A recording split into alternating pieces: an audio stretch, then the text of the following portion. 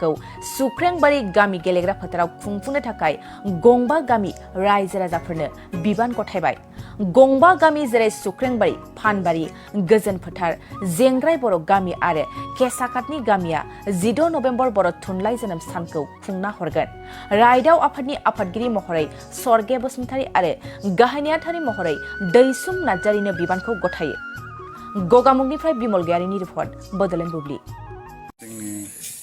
नायगिरि आरो लाफैनाय फंबायनिसिम आंनि खुलुमनाय सिबिनाय जासिहरग्रोबाय।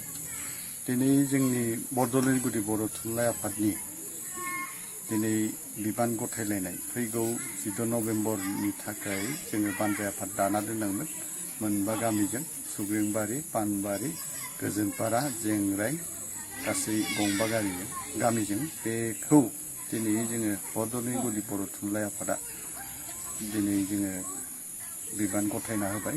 जोङो बिबान गथायनायाव जोंनि किसुमान बिथांमोननो होनो गोनां donation book, writing pad, stamp बेखौ जोङो होनाय जाबाय। आरो आसाफारिदो जोङो जोंनि बरदलन गुदि बर' थुनलाइ आफादनि बेन्दोङाव थानाय गासै रायजो राजाफोरखौ बेयाव लैहोर लैहोर फैनानै नुजाथिफैगोन आरो जोंनि सानसेयारि हाबाफारि लादों। बे सानसेयारि हाबाफारियाव जोङो गासै गामिनिफ्रायबो मोनफ्रोम गामिनिफ्राय साबा खरै सोद्रोमा लेंहरनानै जोङो सावरायनो सानदों, डेलिगेट होनो सानदों।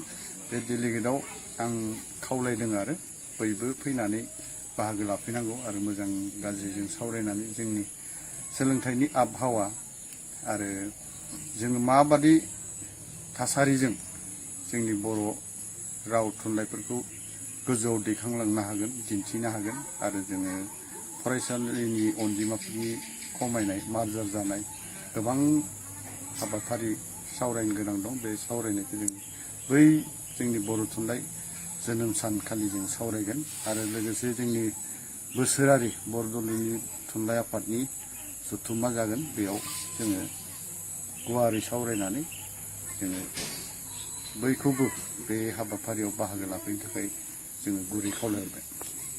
क'क्राझार मक्रापारायाव थानाय साम कलेज अफ नार्सिं क'क्राझाराव गोदान फरायसाफोरनि एडमिसन एबा मुं थिसननाया सोलिगासिनो। नार्सिं कर्स फरायनो गोसो गुदुं फरायसाफ्रा फैगौ 30 अक्ट'बर खालारसिमनि गेजेराव मुं थिसनफैनो हागोन। क'क्राझार सोहोरनि खोला फारसे मक्रापारायाव थानाय साम कलेज अफ नार्सिं क'क्राझारा निउ दिल्लीयाव थानाय इन्डियान नार्सिं काउन्सिल आरो गुवाहाटीयाव थानाय Assam nurse midwives and health visitors काउन्सिलनि सिङाव एफिलिएटेड जानायजों लोगोसे गभर्नमेन्ट अफ आसामनि हेल्थ एन्ड फेमिलि वेलफेयार डिपार्टमेन्टजों गनायथि होजानाय गंसे गाहाम खाबु थानाय साम कलेज अफ नार्सिं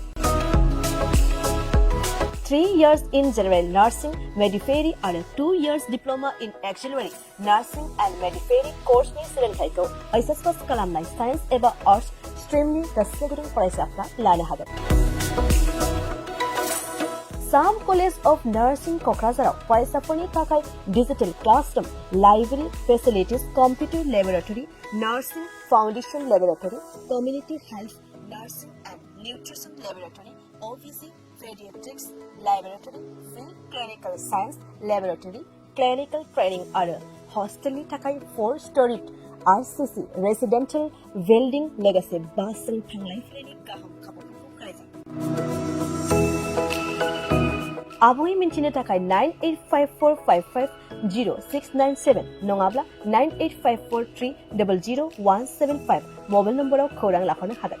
जोंना दा साम कलेजाव एडमिसना जागासिनो दङ 31 अक्ट'बरसिम आरो बिनि उनावहाय जोंहा स्टुडेन्टफोरनि थाखाय फेसिलिटि दङ। बेहाय 3 years कर्स आरो हस्टेल फेसिलिटि दङ आरो हस्टेलाव थांलाय फैलायनि थाखाय गारिबो दङ आरो जों ट्रेनिंनि थाखाय 3 years कर्सआव जोंहा गासैबो फेसिलिटि दंजोबो।